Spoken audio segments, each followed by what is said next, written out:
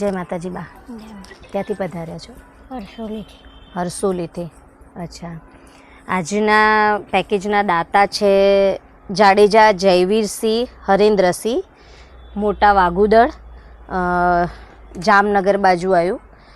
હાલ એ ઓઢવ રહે છે અને એ મારા ત્યાં કપડાની ખરીદી કરવા આવ્યા હતા ને આવી રીતે એક દીકરીમાં પેકેજ લેવા આવ્યા હતા અને એમને થયું કે બેન સારું કામ કરે છે, સેવાનું કામ કરે છે, તો એક પેકેજ હું મારા તરફથી આપી દઉં. એવી રીતે મને બેનબાએ પેકેજ આપેલું હતું. તો પહેલાં તો હું બેનબાનો ખૂબ ખૂબ આભાર વ્યક્ત કરું છું અને બાશ્રી આપ બી એવા આશીર્વાદ આપજો કે એ બેનબાને કુદરત માતાજી ઘણું આપે અને સુખી રાખે. બરાબર. કારણ કે અત્યારે આપને લગભગ 3 દીકરીઓ છે? 3 દીકરીઓ છે. એમાં 2ના પણ લગ્ન થઈ ગયા છે, એક જ છે. બાપુને ઓફ થઈ ગઈ કેટલા વર્ષ થયા? 15-16 વર્ષ થઈ ગયા. અચ્છા. તો લગભગ દીકરીઓ બધી કુંવારી હતી હે ને? અચ્છા. આપે એકલા હાથે એમને પરણાવી જાતે મજૂરી કરીને પરણાવી બી ખરા. અચ્છા. અને આ 3જા નંબરના આ દીકરી બાના લગ્ન છે? સરસ. ક્યારે છે લગ્ન? 21 તારીખ આ બીજા મહિનાની. ઓકે. અને પેકેજનું ખબર કેવી રીતે પડી આપને? અચ્છા. એમના દીકરા માસી બાન એટલે તમારા બેનના દીકરાના લાડી. અચ્છા. એમને જાણ કરી કે આવી રીતે પેકેજ મળે છે અને એ પેકેજ અહીંયા લેવા આવ્યા છે. બેટા તમે શું કરો છો? ઘરે જ છો એમ? બરાબર. વાંધો નહીં. હવે બાપુને નથી સુખ, શાંતિથી પરણાવજો દીકરીઓને અને અમારાથી થાય એટલી અમે હેલ્પ કરીશું. અને આપનું સાસરું કયું? મારું ચિત્રોડા. ચિત્રોડા. ઈડર બાજુ? હા, ઈડર બાજુ. ઓકે.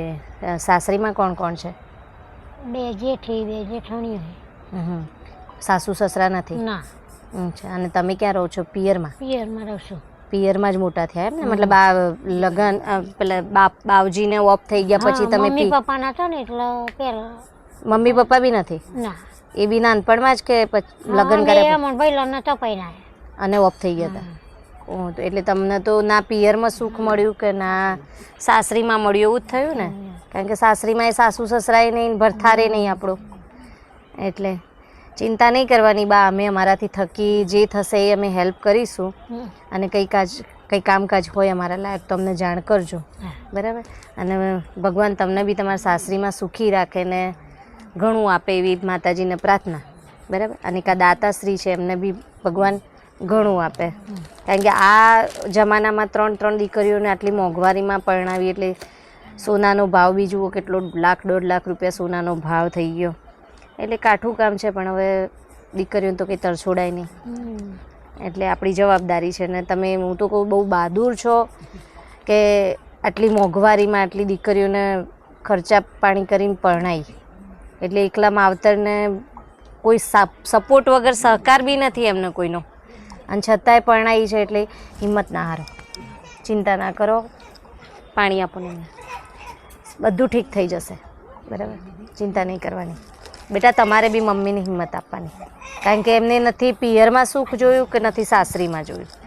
એટલે એમના વાર તહેવારે 2-4 દિવસે ફોન કરીને ખબર અંતર લેવાના. હો ને બેટા? એટલું કરજો. એ બી પૂન છે. કારણ કે તમારા ભાઈ બી નથી, દીકરો નથી ને? હા, ભાઈ બી નથી. એટલે મને ફોન આવ્યો હતો ને, એટલે ભાઈ બી નથી. એટલે દીકરાની ફરજ તમારે નિભાવવાની છે. ખ્યાલ આવ્યો? દીકરાની ફરજ હવે તમારે નિભાવવાની. 3 બહેનોએ થઈને તમારે એમનું એમ કહેવાય ને ઢાલ બનીને રહેવાનું છે. કારણ કે જે હજુ તમે કહો ને કે હજુ તમારી શરૂઆત થઈ છે જિંદગીની, એ જિંદગીમાં બધું વેઠીને બેઠા છે. એટલે એમને બધી જ ખબર છે. એટલે તમારે એમની ઢાલ બનીને રહેવાનું છે. હા બેટા? એટલું કરજો. ચિંતા ના કરતો બા. અમે અમારાથી થશે એટલી હેલ્પ કરીશું. જય માતાજી.